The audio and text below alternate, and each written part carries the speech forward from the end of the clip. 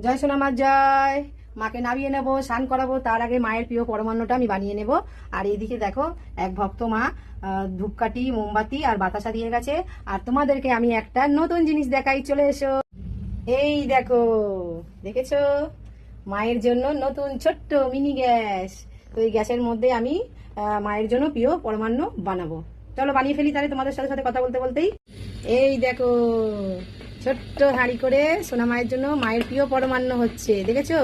আমি ঠাকুর ঘরে বসে বসেই বানিয়ে ফেললাম নতুন গ্যাস। কি ভালো লাগছে আমার ছোট্ট মিনি গ্যাস, সব থেকে ছোট্ট গ্যাসটা, বুঝেছো?